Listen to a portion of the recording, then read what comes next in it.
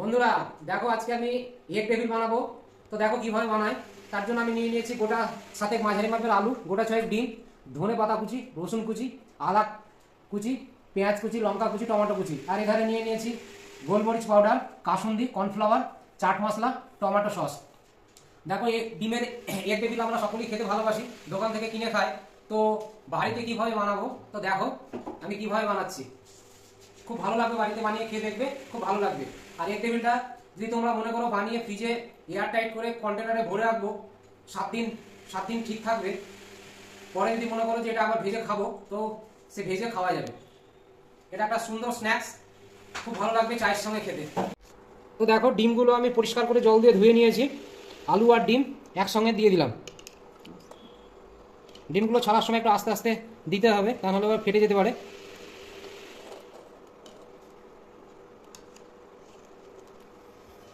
তো এটা সেদ্ধ হতে দেবো।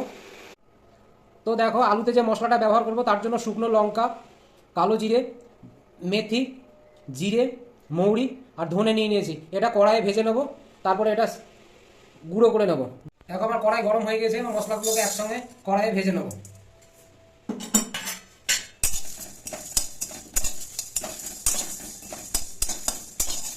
তো দেখো মশলাটা আমার ভাজা হয়ে গেছে। এবার কড়াই থেকে এটাকে নামিয়ে নিচ্ছি, একটু ঠান্ডা করে নিয়ে এটাকে গুঁড়ো করে নেবো। একটু ঠান্ডা হতে দিলাম। এখন ডিমগুলো সেদ্ধ হয়ে গিয়েছে, ডিমটা ফেটে গেছে। এবার আমি ডিমগুলোকে একটা একটা করে তুলে নেব, তুলে নিয়ে খোসা ছাড়িয়ে নেব। ডিমগুলো কিন্তু ফুল বয়েল করতে হবে। এখনও আলুটা সেদ্ধ হয়নি, আলুটা আর একটু সেদ্ধ করতে দিতে হবে। তো ডিমগুলো আমি তুলে নিলাম। এবার ঠান্ডা জলে এটা ফেলে দেবো, ঠান্ডা হয়ে গেলে খোসাটা ছাড়িয়ে নেব।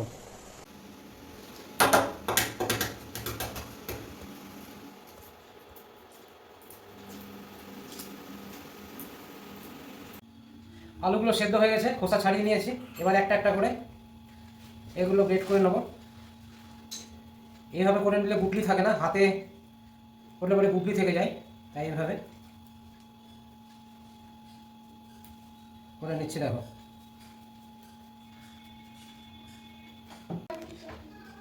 এবার ডিমগুলো আমি হাফ হাফ করে কেটে নিচ্ছি। খুব ধীরে ধীরে হাফ হাফ করে এগুলো একটা একটা করে কেটে নেব।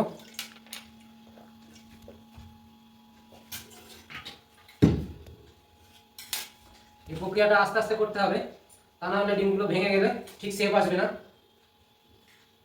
তাই আমি এগুলোকে আস্তে আস্তে কেটে নিচ্ছি।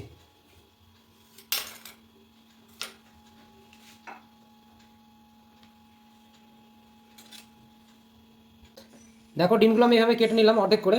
এবার ডিমের ওপরে একটু গোলমরিচ গুঁড়ো, লবণ আর একটু লঙ্কার গুঁড়ো ছড়িয়ে দেবো টেস্ট।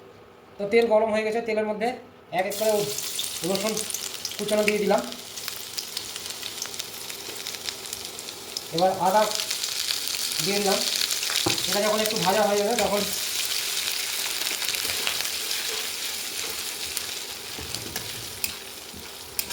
পেঁয়াজ দেবো।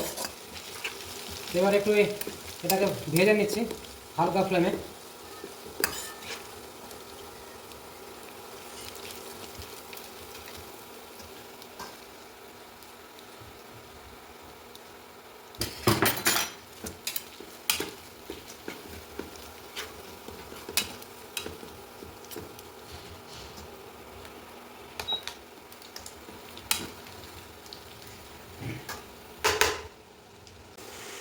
তো দেখো এর মধ্যে আমি লঙ্কা গুঁড়ো দিলাম,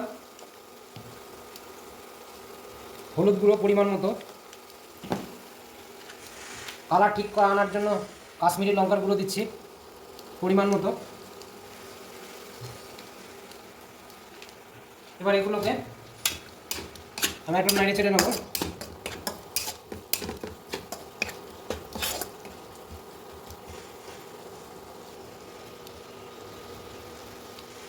কিছু কোচানো লঙ্কা ছিল, সেগুলো দিয়ে দিলাম।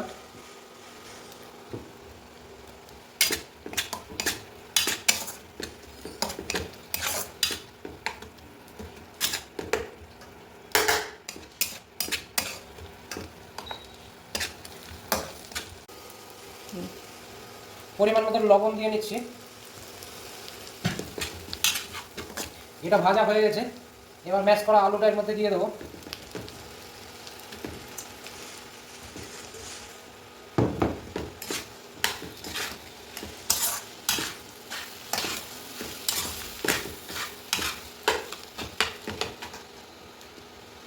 টমেটো কুচি দিয়ে দিলাম,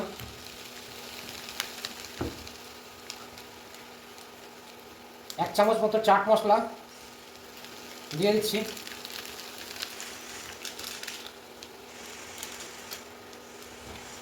হাফ চামচ মতো গোলমরিচ গুঁড়ো। এবার এগুলোকে হালকা ফ্লেমে ফ্রাই করে নিচ্ছি। দেখ আলুটা আমার ফ্রাই হয়ে গিয়েছে, তো আমি এর মধ্যে যে ভাজা মশলাটা করে রেখেছিলাম সেটা দিয়ে দিচ্ছি।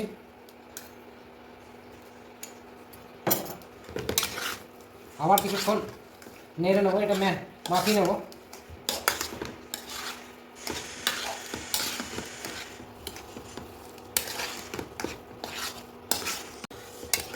আলু মশলাটা আমার রেডি হয়ে গেছে, তো এবারে আমি এটাকে নামিয়ে দেবো। নামিয়ে দেওয়ার আগে যে কুচনো ধনে পাতাটা ছিল সেটার মধ্যে দিয়ে দিলাম, একটু মাখিয়ে এটাকে কড়াই থেকে নামিয়ে নেবো, ঠান্ডা হতে দেবো।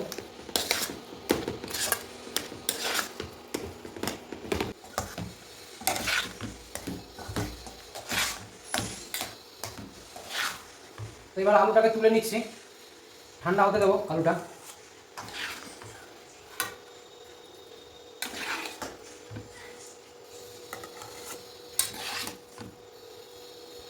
তো আলুটাকে একটু চাড়িয়ে দিলাম এবং ঠান্ডা হতে দিচ্ছি।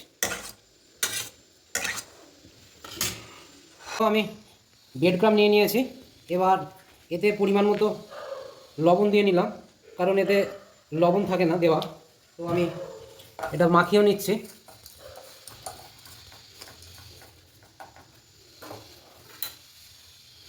কোট করার জন্য ডিম নিয়ে নিয়েছি দুটো, তো এতে পরিমাণ মতো গোলমরিচ গুঁড়ো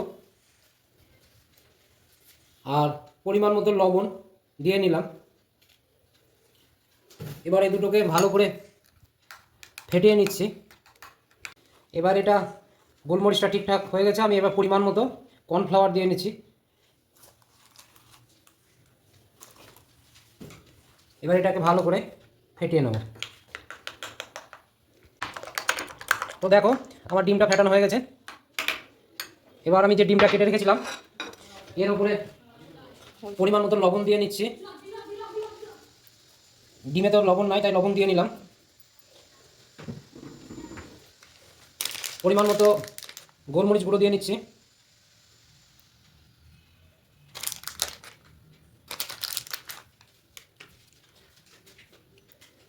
আর পরিমাণ মতো লঙ্কা গুঁড়ো দিয়ে দিচ্ছি এর উপরে।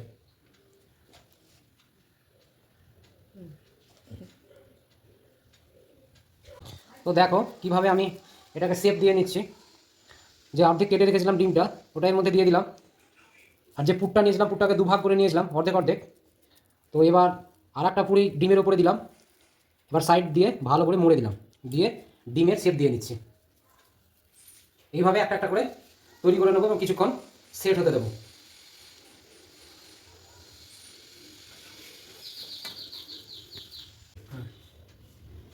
তো দেখো আমার এগুলো এক ডিমের আকারে সব শেপ দিয়ে নিয়েছি।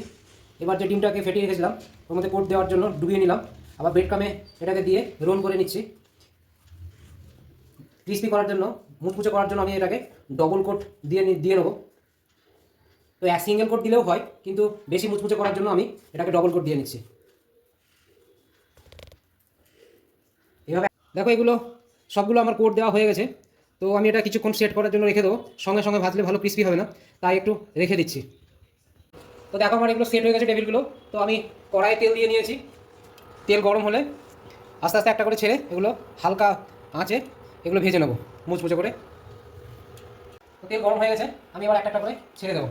হালকা তেল দিয়েছি তো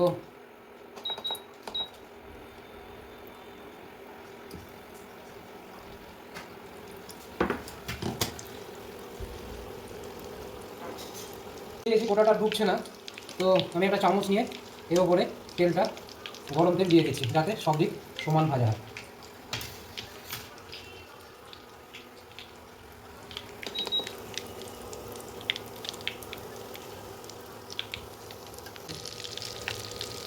তো দেখো লো মিডিয়াম হিটে একে ভেজে নিচ্ছি। তো দেখো আমার এগ টেবিলগুলো ভাজা হয়ে গেছে, তো ক্রিস্পি হয়েছে। দেখো আমার এগ টেবিল তৈরি, কত মুচমুচে হয়েছে। আমি স্যালাডের সঙ্গে কাসুন্দি দিয়ে এটা পরিবেশন করবো এবার। খুব মুচমুচে হয়েছে, তোমরা ওইভাবে বানিয়ে বাড়িতে খেয়ে দেখবে, খুব সুন্দর লাগবে। দেখো কি সুন্দর হয়েছে ভেতরটা।